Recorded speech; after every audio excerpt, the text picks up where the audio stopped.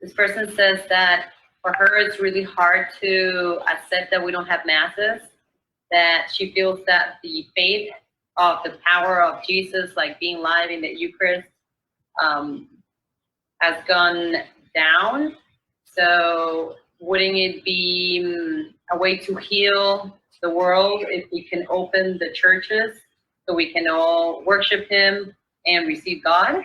And also we're living in fear and little faith. That's a great question. Of course, that's been a topic of conversation for us priests. I've done meetings, we've talked about it. And so some of the issues involved in that, of course, is safety. On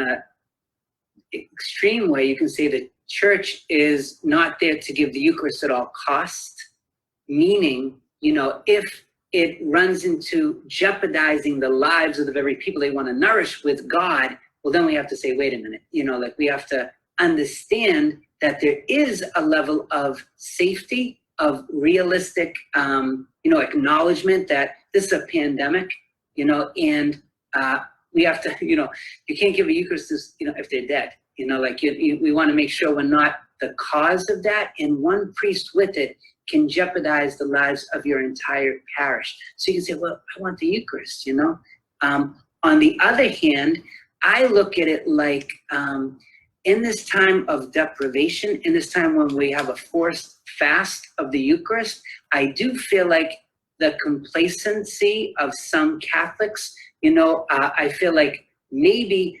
it's helping us sometimes when you appreciate something, you don't appreciate something until it's gone, and I think like in the early centuries where, when Catholicism wasn't allowed, that's when it thrived. That's when people came into contact with their desire for God, when they couldn't go to church. And that's when it was forced underground in the catacombs, and it just thrived. It just like spread, and it just blossomed and multiplied and just went crazy because everybody wanted it so much. They knew how precious it was, and you'd have to even risk your life in order to get it.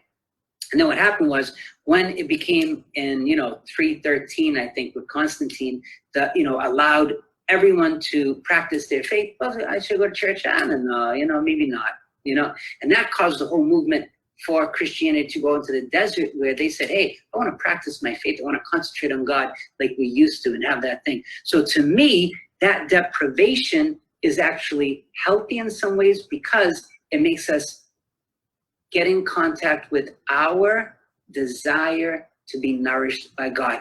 And what is it causing a lot of us to do? Start searching on the internet of different ways to be fed. And I think it's going to pay big dividends in the future because so many people are trying to be nourished by online means. So our wealth of our tradition, I think, is getting tapped even more.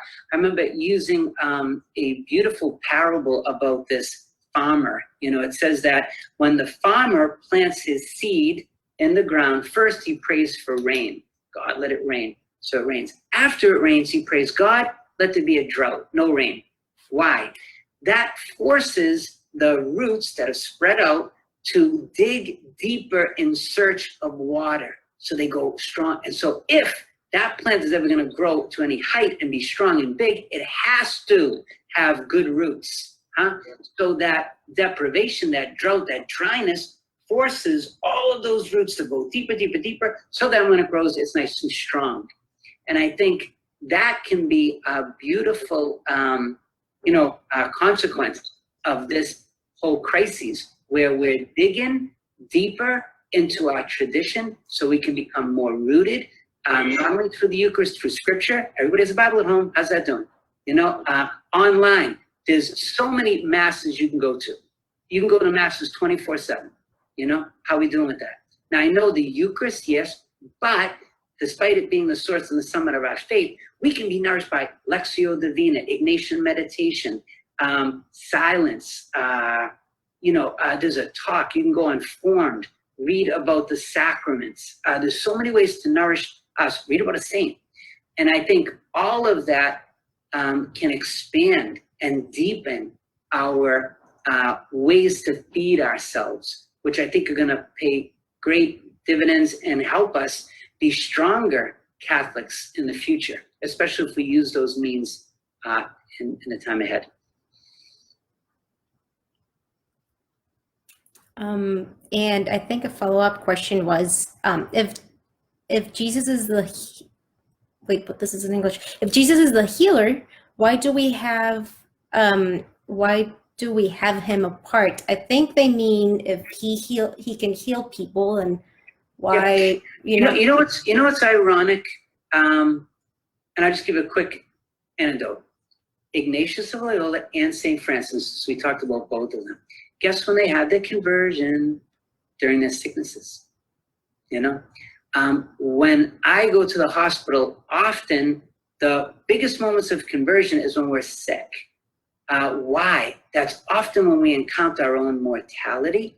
I find that people start thinking maybe in a different way, that all of a sudden, once we realize the inevitability of death, that it's real, that it's like close even, that often that's the time when like the scales come off our eyes and we start saying, whoa, maybe, collecting Mercedes-Benz is not the ultimate goal of life.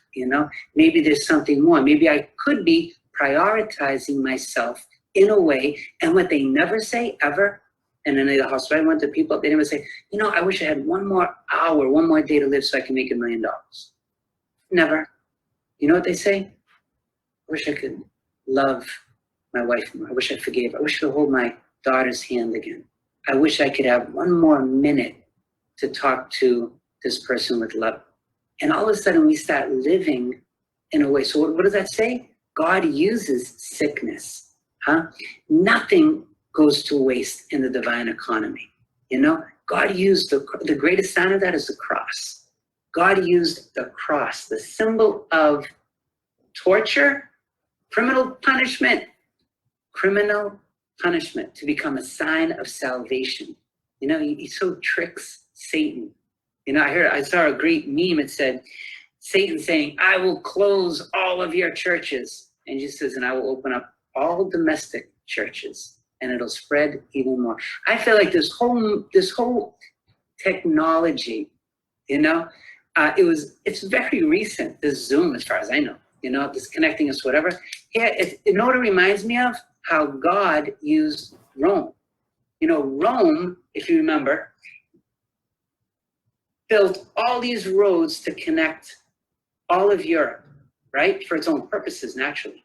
And then God plunks Christianity right into Rome. What does it do? Spreads, uses those same roads as a means of evangelization. What is God doing with Zoom? All this technology now, it is uniting people across the world.